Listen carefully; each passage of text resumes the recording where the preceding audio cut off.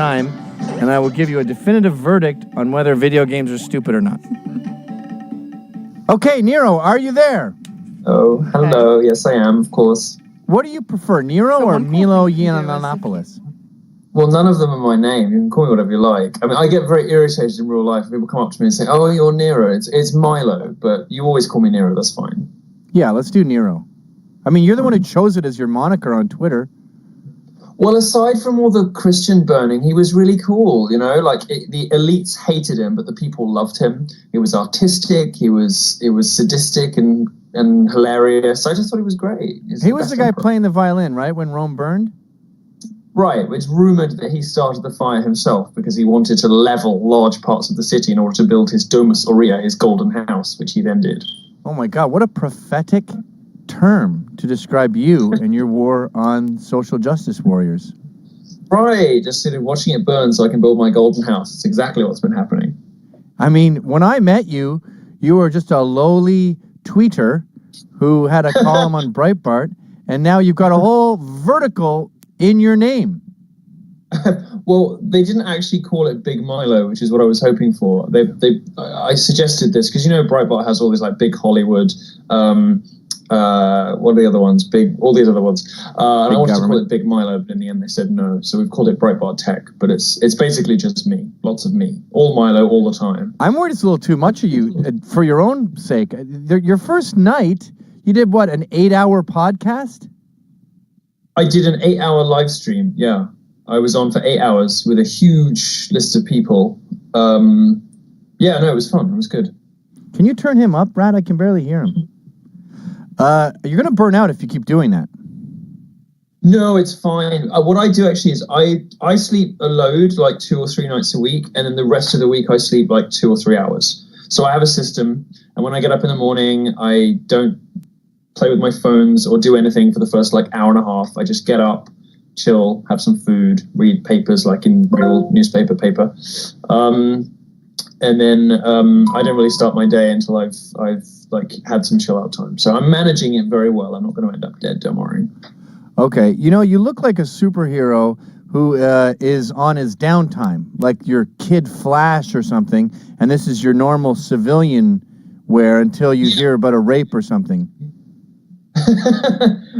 Normally I'd be on the receiving end of it. Yeah, this is kind of like my superhero downtime. Well, see, I just talk to you for fun, you see. I have a real job, which is ridding the world of feminism. But on my downtime, I have chats with you. We started on similar sort of levels, and you've skyrocketed past me. Now you're much more successful than I am. You know that's because you're gay, right? Well, you could put it down to a number of things. You could put it down to homosexuality, talent, hard work, any of those things. But it's probably the gay.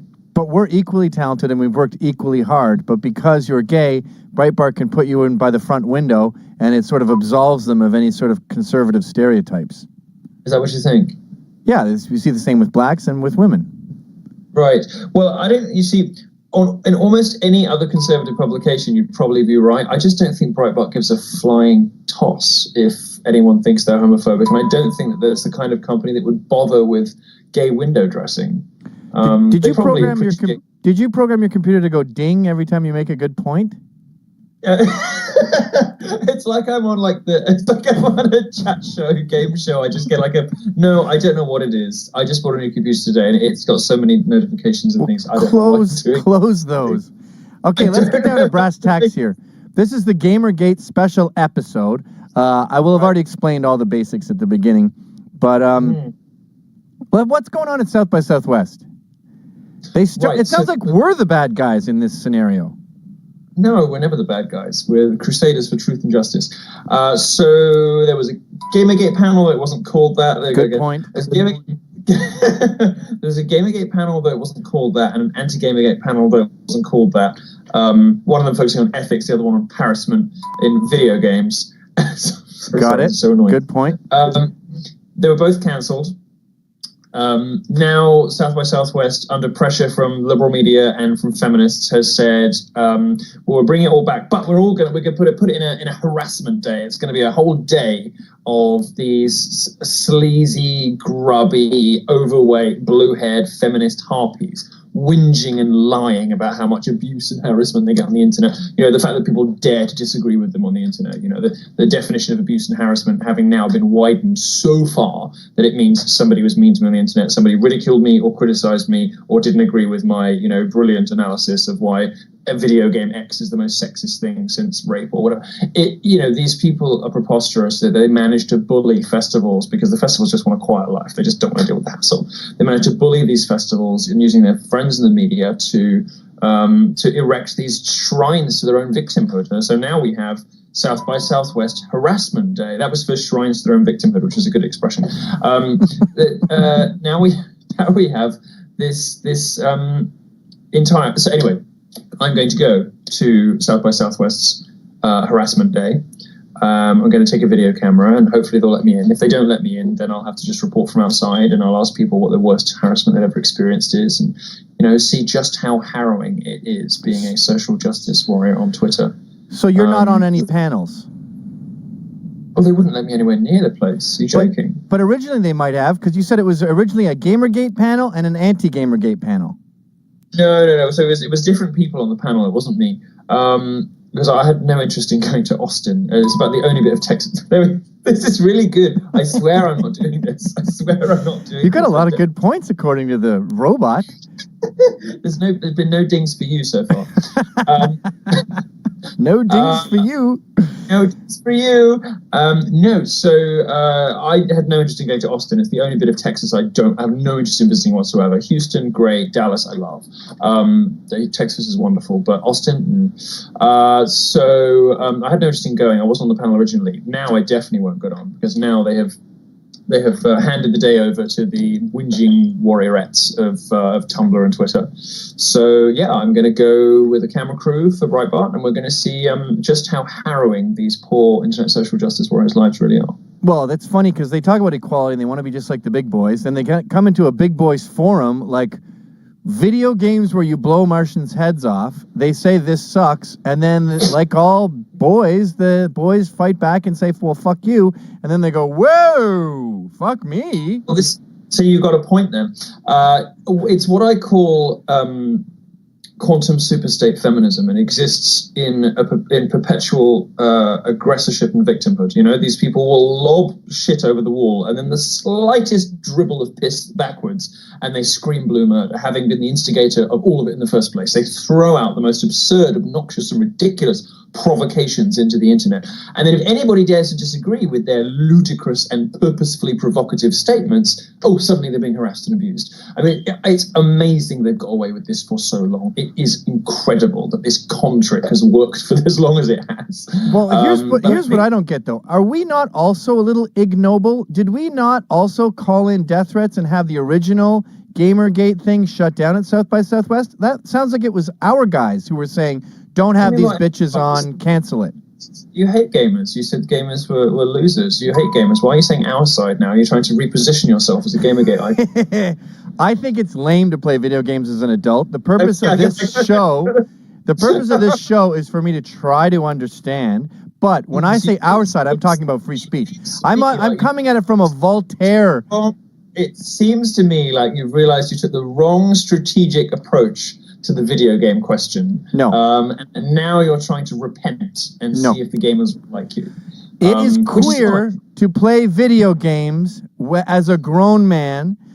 You should be spending time with your kids. Oh, I don't have kids? You should have kids.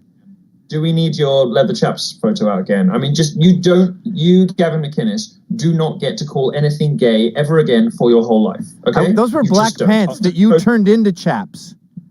Now, those just because I don't agree with video games doesn't mean I'm not on the side of the guys who fight for the right to bash feminists. But will you answer me here? I'm spotting a subtle change in your rhetoric on this subject, and I'm wondering what's at the root of it. My rhetoric has never changed, and all the damage that has been done for me not supporting video games is all long gone. The guy who founded Vice, who is now a shock jock conservative online commentator, says my rhetoric has never changed. All right, mate. It hasn't. I'm still a feminist. I just hate Sharia law. I'm still an egalitarian. I just don't think women should be vilified for staying at home. I'm still anti-racist. I just think that welfare has done more to hurt blacks than anything else. You've done so many U-turns, your head's disappeared up your own ass. Give me a break. No, it's the context that's changed. The liberals are the ones who have become the fascists. I'm still fighting the fascists. Gavin McInnes is the same guy he always was, right? Yep.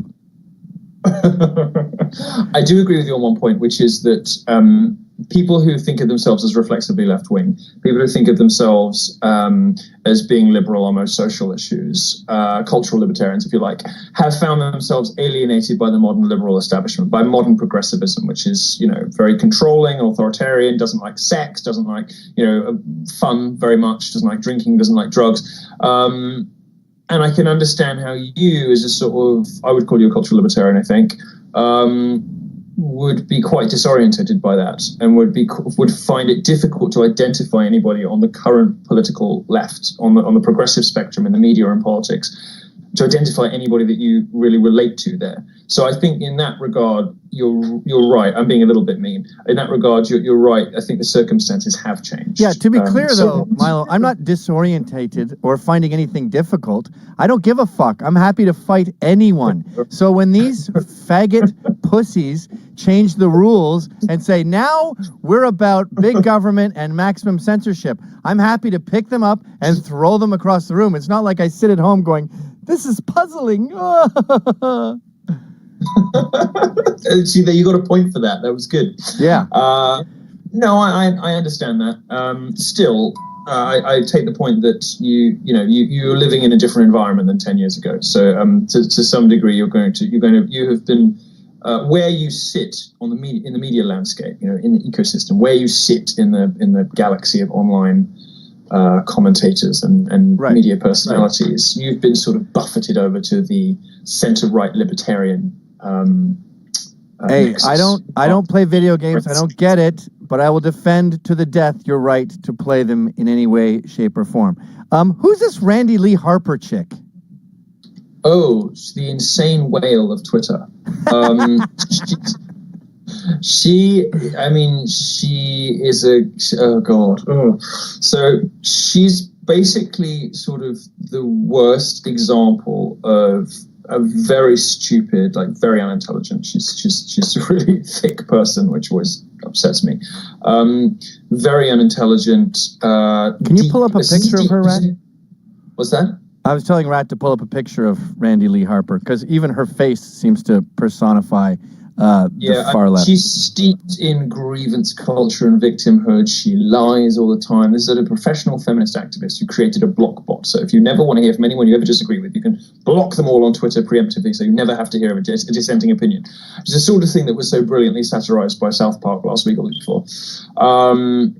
Yeah, just awful. I think she's. I haven't been paying attention at all, but she's been going off on a tirade against me for a few days because I embarrassed her by retweeting a few articles we'd written about her at South by Southwest and asking if that's really the sort of person they want to be associated with. This woman who has bullied and lied. I mean, she runs something called the Online Abuse Prevention Initiative. Good point. Yeah, thanks. I'm so sorry. I don't know what this is. I've just bought a load of new shit today, and I haven't set any of it up yet. And my assistant hasn't been over to silence it all because normally I like everything silent.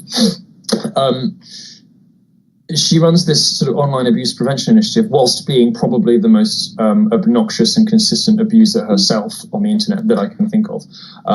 She's sort of very troubled, dark, drug-filled past.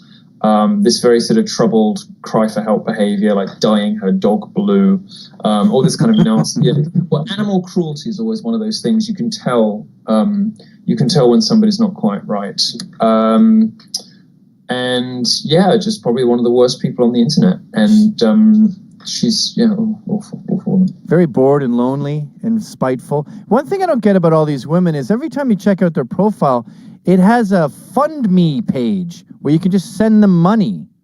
You're talking about Patreon, which is a running joke. So what happens is, I wrote a brilliant column last week, which your viewers should check out, in which I suggested that Newsweek, in a recent report about how vampire bats congregate and behave toward one another was actually a satire on social justice.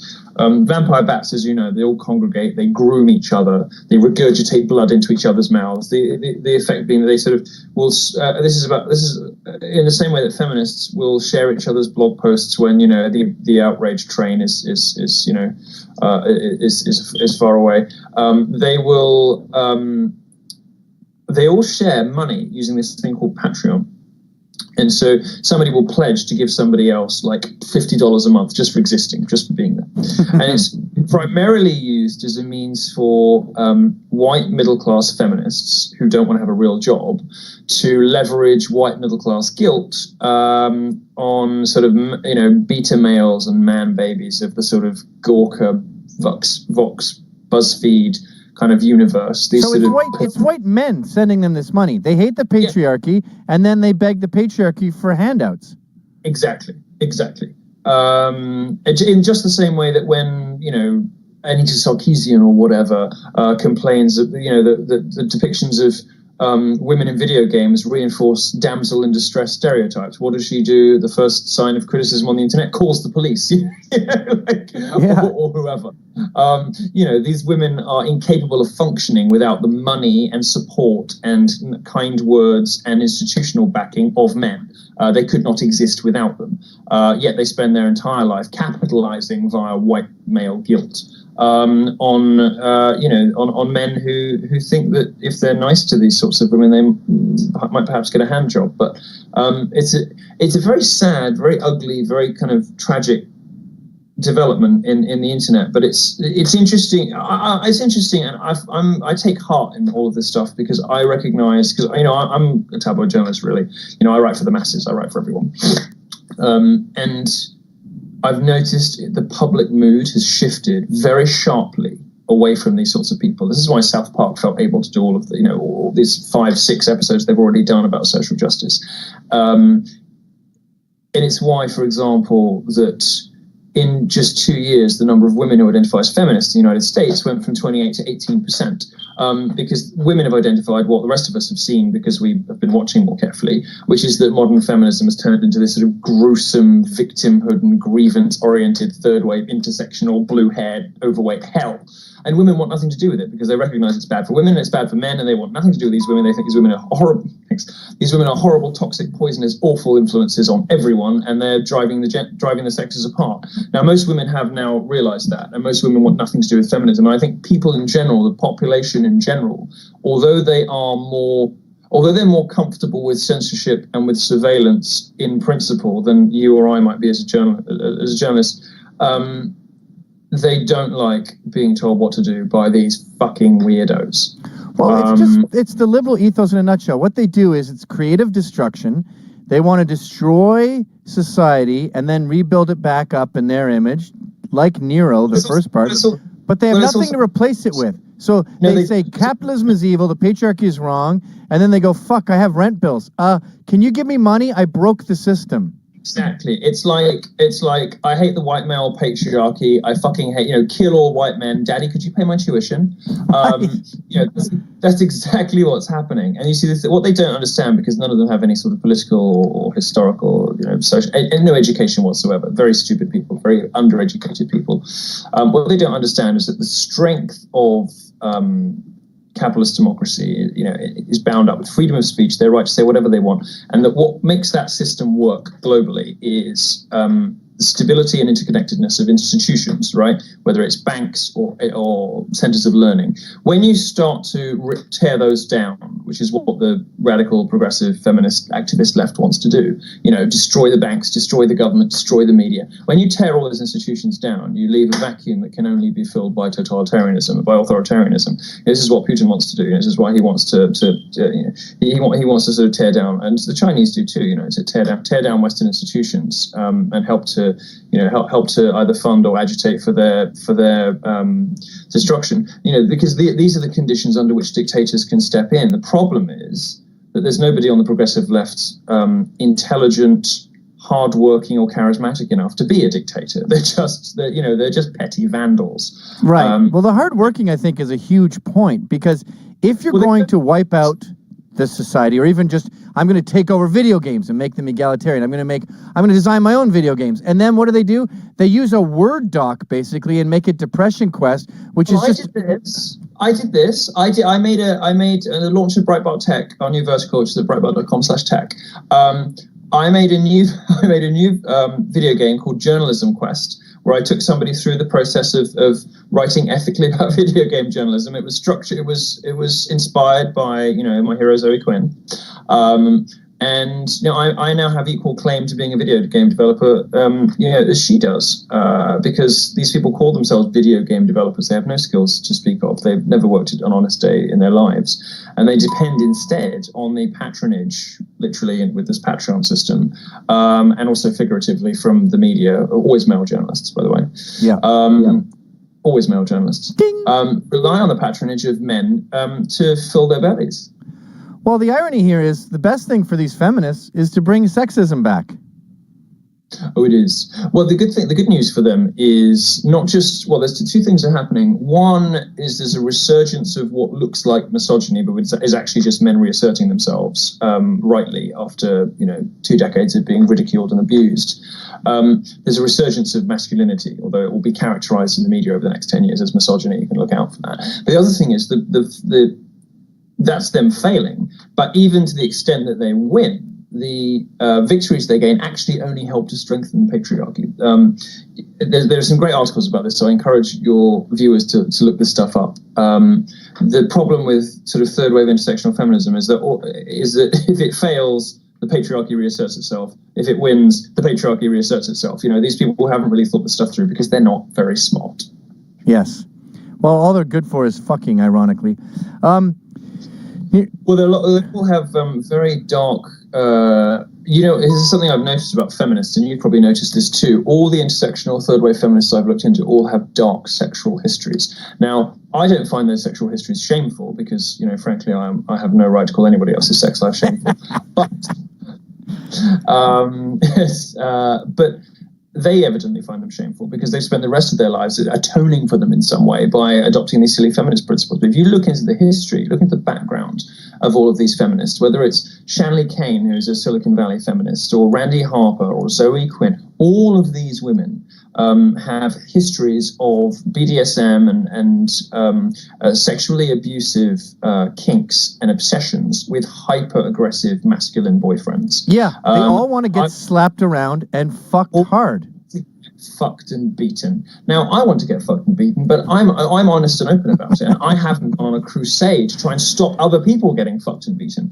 You also get fucked and beaten. Maybe they don't get it. I mean, Dante Nero? He's this giant. He looks like a slave trader in the Congo 400 years ago. He has a huge bone through his ear, and the guy is just like a square. He's so gigantic, and his girlfriend is a feminist, and he just abuses her. I think he might sit on her face.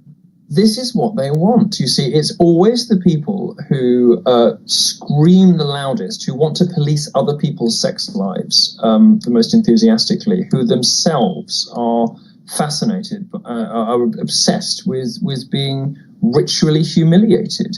And so I guess in their daily lives, they want to ritually humiliate others. They want to return on men in their daily lives what they like having done to them at night. Now, that to me is a deeply dysfunctional dynamic. But it's, for some reason, these people have got purchase and influence in the media and have friends that allow them to do it. I just think it's part of my job as that sort of vanguard hellraiser on the cultural libertarian movement to remind the general public and to point out to people and to also to publish articles so there is a public record so Google knows about it, exactly what kinds of people are trying to police your sex life. Who are these people who want to say what kind of games you can play, what kind of books you can read, whether your comic books should be retroactively changed to include more paraplegic Armenian lesbians, whether you should be allowed to watch certain TV programs, whether Hollywood films are problematic and whether they should be re-edited or never broadcast again because they've got the N-word in them. I think the public deserves to know what kind of people are making these demands. And every time I look into one of them, they turn out to be a total moral train wreck. And I will continue to do that. Now with Breitbart Tech, I have a larger platform and more resources, and there will be many more of those things coming. Well, you are a superhero. You're Ferret Man, and you are going to be ferreting out these cunts, and I will be your sidekick, fuckboy, and I will fuck the shit out of these bitches that you're not interested in because you're gay, and I will just cut them in half with my cock. I will just waylay them with fornication, and together we will solve this problem. That sounds wonderful. All right, thanks for coming on the show again, Nero. Thanks, Kevin. Always a pleasure. Cheers.